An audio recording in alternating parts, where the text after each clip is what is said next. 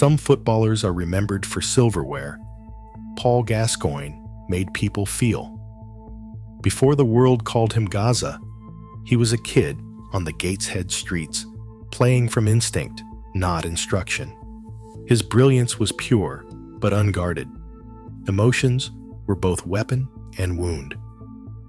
When genius like his has no protection, the impact is unforgettable, and so is the cost. How did it all begin? Paul Gascoigne's world began on the council estates of Gateshead. There, football was not just a game, it was a language. The streets and back lanes became his first pitch, with battered walls for goals and a scuffed leather ball as his constant companion.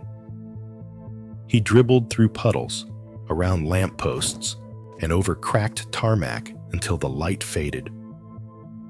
His father, a hod carrier, brought that ball home from a job in Germany, and Paul carried it everywhere. At home, money was tight and space was tighter, but outside, on rough patches of grass or concrete, something opened up. He would play for hours, sometimes alone, sometimes with a crowd of kids, inventing tricks, laughing, losing himself in the simple rhythm of play. School at Breckenbeds and later Heathfield Senior High offered chances to show off, but the real magic happened after the bell, when rules fell away and creativity took over. Football was escape, performance, and comfort all at once. Gascoigne's first taste of organized football came at Red Hugh Boys Club after his dad fibbed about his age to get him in the door.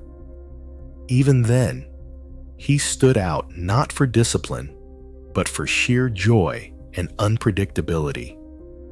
For young Paul, every day on those Gateshead streets was a new chance to turn ordinary moments into something unforgettable. St. James's Park, mid-1980s. Gascoigne, still a teenager, charges across the pitch with his shirt sticking to his back, and the crowd already sensing something wild in the air. In the 1985 FA Youth Cup final, he scores twice in the second leg against Watford, lifting Newcastle's youth team to a 4-1 win and the trophy. Within months, he is no longer just a prospect. He is a first-team regular, making over 30 league appearances in the 1985 to 1986 season. Each game feels like a dare. Gascoigne picks up the ball deep, dribbles past defenders, launches shots from impossible angles, and tries back heels when a simple pass would do.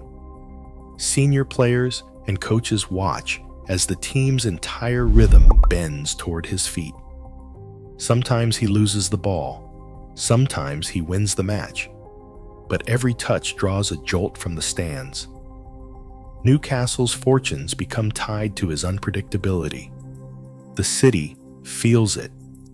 Something raw, uncoached, and electric has arrived, and nothing about it is safe or steady.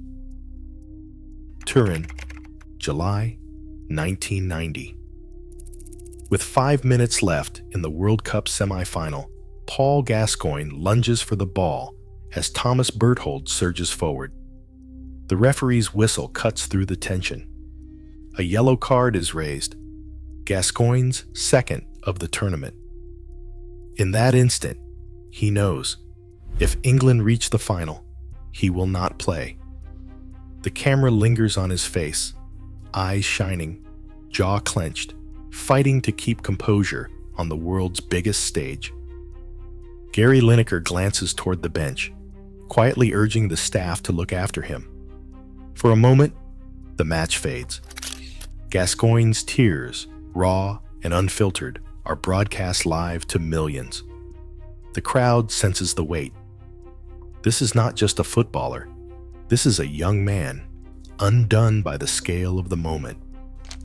In that close-up, a nation recognizes itself. Hope, heartbreak, and the unbearable cost of caring too much. Overnight, Gascoigne becomes more than a player. He becomes public property. Within weeks of Turin, Gascoigne's name was everywhere, on magazine covers, in television studios, and splashed across billboards for sportswear and soft drinks. The Gazza persona became a national currency, traded by tabloids and advertisers alike. Endorsement deals poured in, and checkbook journalism flourished, with newspapers offering cash for stories, tips, even private details.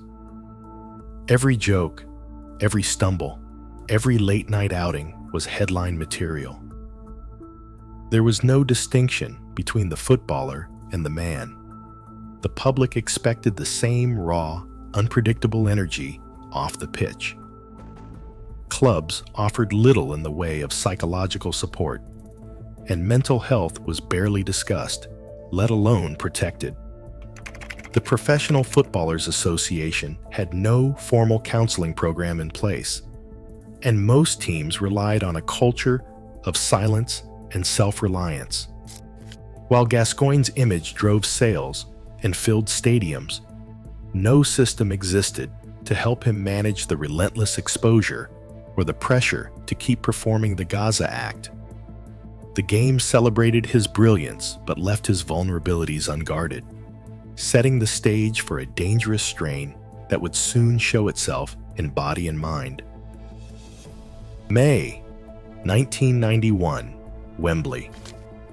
Gascoigne, at the height of his powers, lunged into a wild tackle during the FA Cup final. The crack in his right knee was immediate, a ruptured cruciate ligament. Tottenham's physios rushed to him, but the damage was already done. A record transfer to Lazio had been agreed, but the injury forced a delay of a year.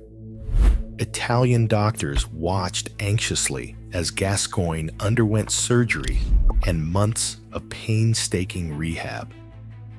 When he finally arrived in Rome in 1992, the club's medical staff found a player still fighting to regain his rhythm. The move, once a promise of new beginnings, now carried the weight of uncertainty, with every sprint and twist shadowed by the memory of that break. At Rangers, Gascoigne soared again, scoring 19 goals in his first season, sweeping the club to a League and Scottish Cup double, and earning both the PFA Scotland Players Player of the Year and the Football Writers Awards in 1996. But after that high, the pattern fractured. He had brief spells at Middlesbrough, Everton, and Burnley, and even a coaching job at Kettering that lasted just 39 days. Each new start felt smaller. Without football's routine, identity slipped away, leaving only the raw edges of a life once defined by play. Today, football invests millions in talent, but still overlooks care. Genius remains vulnerable when systems protect the game, not the player. The cost of brilliance, unguarded, endures.